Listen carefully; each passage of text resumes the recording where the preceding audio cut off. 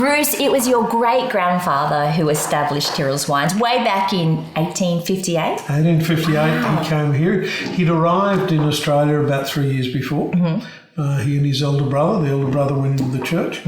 And my great-grandfather was a teenager.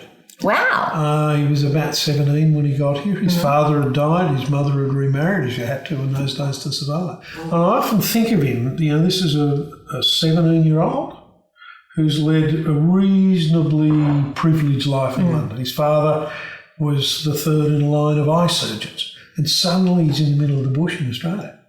And everything's different. Yeah. He took up what's called a conditional purchase. Okay. It wasn't a grant of land where you got, like the biggest grant in this area was 25,000 acres and about 100 convicts to work it for you. But he got a conditional purchase, which was you get a maximum of 320 acres and you had to work it, develop it, build a house on it, and then eventually you paid it off, but at a very cheap price. It took him till 1905 to pay it off. So we've all been trying to extend the tax office ever since. Part of the family. Started to develop the place, and from 1828 was when the first grapes were planted here in the Yarra Valley, which makes us the oldest continuous wine-producing region in Australia. Wow. So we've only got 10 years to go to our 200th anniversary. Yeah. So grapes were already here and being planted, and the industry was growing. And from that time really continued to grow until the First World War. My father took over in 1959. Uncle Dan died, and up until then most of our wine had been sold to merchants. So we didn't really have anything much to do with it. In fact, Uncle Dan had the reputation of perhaps being the best sherry maker in the country. Okay. And Dad changed that then to table wine. And so this space... This space was the original family house. Okay. The little hut outside. Yeah. That was the original family house. Oh. Great-grandfather lived in there. Oh, wow. Yeah. Until he got married, and then, as I say, nothing's changed. His wife wanted a better house. I can't blame him. Well, this one's pretty good. This was a 28-room slab house in St. Ada. But this was originally the dining room. Really, yeah. Next door was the music room, and then it became cut in two. Okay. And became a serving room, and beside where the old hut is outside was the big kitchen. Right. And the kitchen was never part of the house in those days, so you caught fire, it didn't burn the rest of the house down. Smart thinking. So this was the original dining room. And today it's still used for wine tasting, special group functions. Yeah, it's quite unique because you don't usually see this at other cellar doors. No, you don't. There is a concept of what cellar door should be today, and I think a lot of it perhaps misses the mark. Yeah, this has got that old world charm. Yeah, but it's what happens inside. It's you can have the greatest meal in your life in a bar company. It doesn't have to be in a harbour view or whatever. Now tell us about Australia's first families of wine, which you're a part of. You're currently the chairman, but it's about to change. Yeah, I hand over to Stephen Henschke at the end of next month. In the mid-2000s, the press took to us. All Australian wines are the same. It's all industrial. It all tastes the same. Right. It's all rubbish. All they were tasting was the sponsored wine out of the supermarkets. That probably wasn't a bad description.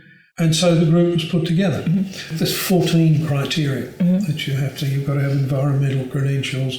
You've got to be able to do a 20-year vertical tasting of the Langton's classified wine. You've got to be a member of the industry association. It's quite prestigious. What it did was those criteria cut the numbers down quite dramatically. I think originally there were only about 15 that qualified. And so it was we didn't pick 12 because it was a convenient number, that was the number. We set out, taking that position, to tell the world again that we weren't just an own label on the shelf at Tesco's. We were part of an industry that's got 65 different grape growing regions. It's got all these different styles. It's got all these characters. And now Wine Australia like to use us as a front. Robert Hill-Smith always says that we hunt as a pack.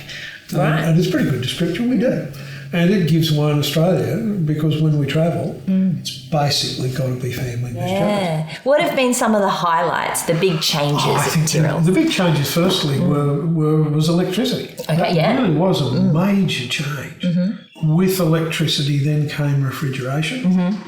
And with refrigeration came the ability to make much, much better white wine. Okay. That we could ferment, we could control the temperature, it didn't get hot, you didn't get broader, coarser, flatter white. And is that where the whole Semillon? That's where the Semillon thing started. It was Graham Gregory, who was one of the great viticulturalists, who worked for as head of viticulture for New South Wales government in the 60s. I remember him being in the winery with my father, and he tried a young Semillon out of the barrel, and he turned around, and Graham was not someone to mince his words. He said, "Jesus, Murray, there's enough bloody acid in this to take the enamel off your teeth." And there was. Well, white wines do affect your teeth more, don't they? And so as soon as the grapes turned and there was a cloud in the sky, my old man started to pick because we couldn't afford not to. And so, the Semillons of those days, and it was sort of accepted that they'd be 9.5 acid and green. Right. And I think probably through my life, Semillon has been, my obsession's probably the right word. I think Andrew Spinnersy, my chief winemaker, has been with me really since 1980. In the latter part of the 80s, I think we suddenly realised that we were going to be amongst those lucky people who got to work with something that was truly unique, because it's grown in lots of places in the world and makes pretty bloody ordinary wine. Here it makes sensational wine. Maybe I'm a tad biased on that, but it does. And so we really set out to bring it to the fore. Firstly, in looking at our techniques, finding the best vineyards, and I've spent a lot of my life finding, identifying and getting my hands on the best vineyards. I think there are 7 great Semillon vineyards in this area. I've got 6 of them. That's led that through, and then it's been a lot of years marching around the world saying you have to drink this. Well, it's won thousands of awards around the world. Yeah, it's done pretty well in the show circuit. And that's, to be honest, that's also been a very important part of the plan to take it forward. We had to get it recognition. And I think now the major wine writers of the world, we were 2 years ago, Decanter had a list of they call legend wines. And it's things like the 4 first growth Bordeaux, it's Krug, it's Dom Perignon, it's Trocadero and Auslese from Prum, and they just shadowy chem. And suddenly that one was there on the list. And I remember saying to Spin that night, I think, mate, that we finally made it. They finally realised what we're doing. And both of us were a bit late to work and not thinking terribly straight the next morning. Right. I was going to say, how do you celebrate something like that? You do a bit of what they celebrate.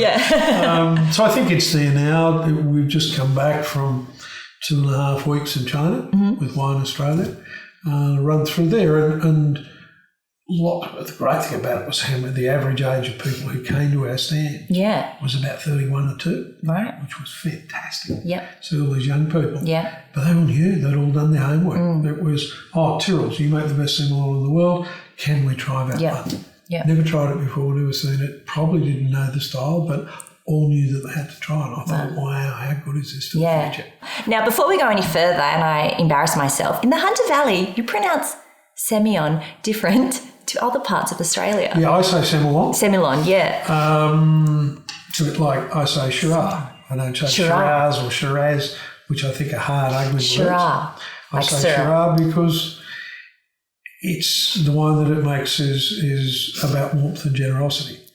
And there shouldn't be any hardness in it. It does sound nice. Shiraz. It doesn't sound like it's nice. But Semillon, part of it is, if you've had your nose broken as many times as I have, saying it the other way is not very easy. So I say Semillon. Semillon, okay. Well, maybe I should say it like you. It sounds better. Semillon. Now, we could be here forever talking. I feel you've got so much history amongst the vines here. But tell me about the sacred sites. Look, sacred sites for us is, it's one of the luck of the draw of being in the Hunter.